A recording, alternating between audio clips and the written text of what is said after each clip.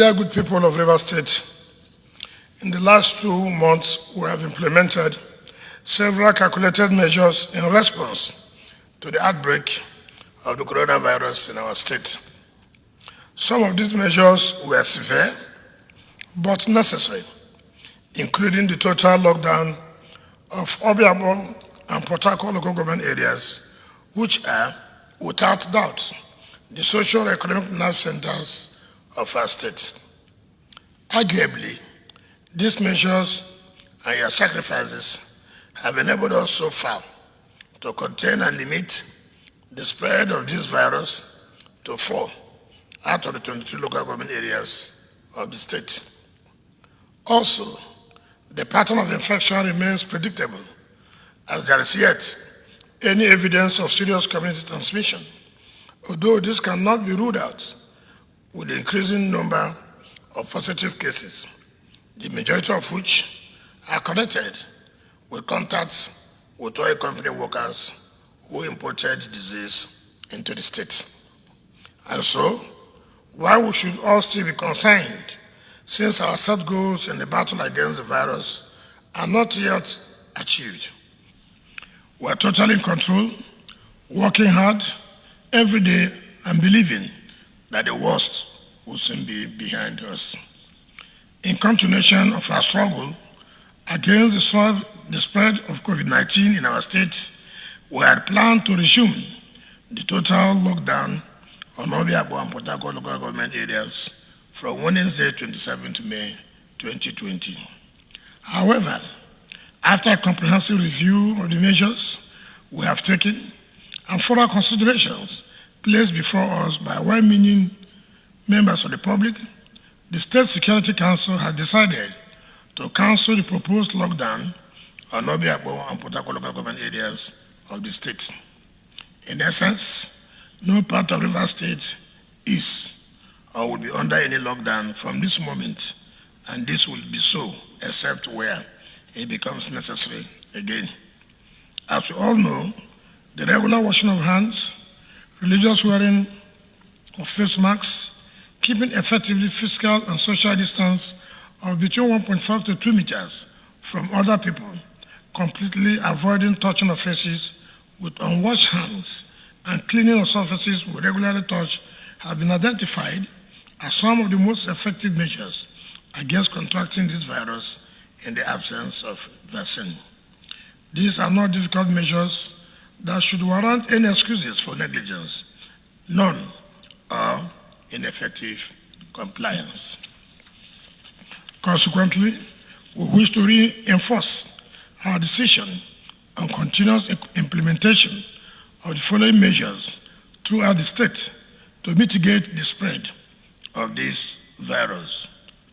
All land borders, including all exits and entry routes into Rivers State, shall remain closed to human and vehicular traffic, and sea borders, except those on essential services and duly exempted. All residents must wear face masks or covering into any public space, including our roads, banks, shopping malls, shops, hotels, and in any lawful social gathering. The State Task Force and security agencies have been directed to arrest and summarily prosecute any person seen on our streets or any other public place without wearing face masks. All banks, motor parks, hotels, restaurants, shops, business centers, shopping malls, and offices must maintain social distancing and enforce the wearing of face masks in their premises. The State Task Force and security agencies have been directed to seal up, prosecute, and confiscate to the state any bank, shopping mall, restaurant, business places, or office that fails to enforce social distancing and the wearing of face masks in its premises. In addition to providing daily guest lists to the police and the Department of State Security, hoteliers must not host large gatherings, including parties and receptions. Defaulting hotels will be sealed up and the owners summarily prosecuted. All bars, beer parlors or drinking joints, nightclubs, viewing centers, open markets, and cinemas shall remain closed until further notice. Oil mill market in other local government area shall remain closed until further notice. Ogniwa slaughter market in other local government area shall similarly remain closed until further notice. Mbiama market in Ahuda West local government area shall also remain closed until further notice. All public weddings, burials, and large social gatherings shall remain banned.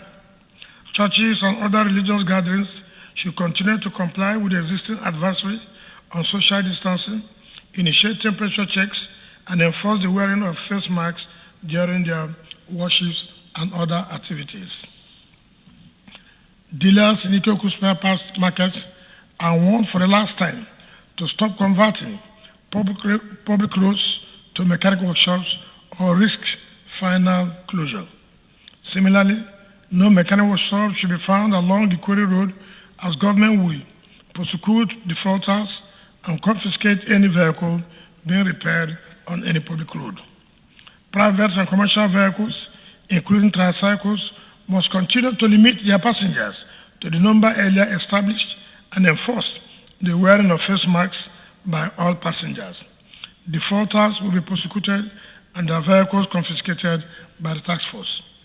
We have taken these measures at the best interest of our state to protect our lives, businesses, and jobs, as well as to prevent our troubled economy from suffering irreparable damage.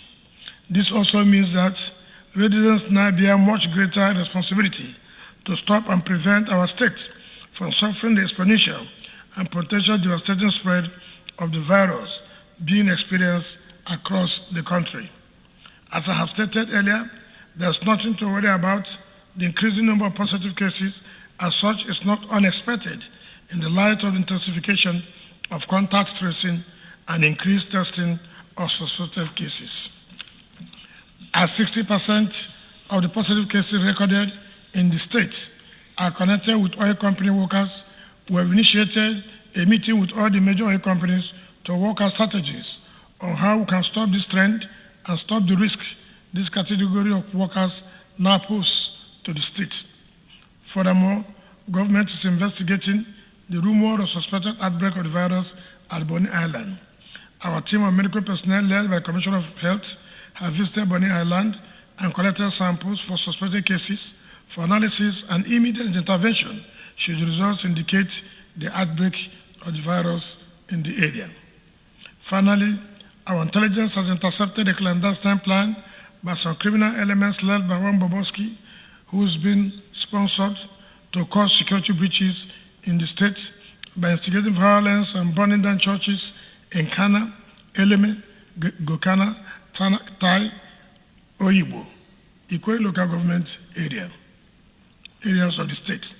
We want to assure all residents that the state government is fully ready and prepared to deal with the situation and continue to guarantee the protection of lives and property throughout the state. We implore all residents to be vigilant and report all suspicious characters and movements in their neighborhoods to security agencies. As a further security measure, we have decided to impose a nighttime curfew on all the 23 local government areas of the state from 8 p.m. to 6 a.m. starting from the 2nd of June 2020 until further notice. Leaders and vigilante groups in our communities are to work with security agencies to enforce the curfew in their localities and arrest and prosecute anyone that violates this curfew order. As a government, we are doing our best and will continue to spare no efforts to protect our state and advance the best interests of our people. Nothing can scare, deter, or derail us from this path. And so, we urge our people to stop the fake news on social media, stop the baseless bickering, the needless blame game, and the seditious rumors that does no good to our image or provide any solution to the common challenges that we face. Rather, we should all come together, put our faith in our own hands and work for the common good of all, whether as individuals, families, or as communities. This is the only way to spare our state, our people, and our economy from the devastating effects of the corona pandemic at this time. We cannot stop appreciating our health workers who have continued to put their lives at risk in the forefront